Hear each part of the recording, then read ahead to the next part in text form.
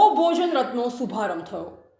શ્રી ગોધામ પથમેડા પ્રેરિત ગૌસેવા સમિતિ બનાસકાંઠા દ્વારા શાંતાબેન સગાડચંદ ઠક્કર પરિવાર ડીસા તેમજ હીરાબેન ગીગાજી સવાજી મળી ડીસાના આંશિક સહયોગથી આજે ગૌ ભોજન રથનો શુભારંભ કરવામાં આવ્યો છે। આ રથની શરૂઆત રવિ શરણાનંદ ગિરિજી મહારાજ લાલાવાડા ગૌશાળા પાલનપુર, રામરતનજી મહારાજ રાજારામ ગૌશાળા ટેટોડા, રામ સ્વરૂપદાસજી મહારાજ શાસ્ત્રીજી ગૌશાળા ડીસાના વરદસ્તે કરવામાં આવેલ છે। આ રથ ડીસા શહેરની વિવિધ સોસાયટીઓમાંથી ગાય માટે ગોળ રોટલી, તાજા શાકભાજી, અનાજ, કઠોળ એકત્રિત કરી ગૌશાળા સુધી પહોંચાડશે। આ રથનું સંચાલન ગૌસેવા સમિતિ બનાસકાંઠા કરશે। શાસ્ત્રીજી મહારાજની ગૌશાળા ખાતે આજે ગૌરથ શુભારંભ કાર્યક્રમ યોજાયો, જેમાં મોટી સંખ્યામાં ગૌભક્તો ઉપસ્થિત રહ્યા। ગૌસેવા સમિતિ બનાસકાંઠા દ્વારા આ પુણ્ય પવિત્ર કાર્યમાં સહભાગી થવા વિનંતી કરી છે।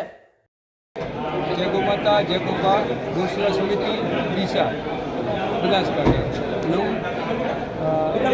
અત્યાર સુધી આપણે ગૌસેવા સમિતિએ વિભાગ આવ્યા માટે એમ્બ્યુલન્સ સેવા આપી હતી। અત્યારે આપણે નવું રથ તૈયાર કર્યું છે, જે ભોજન રથ છે।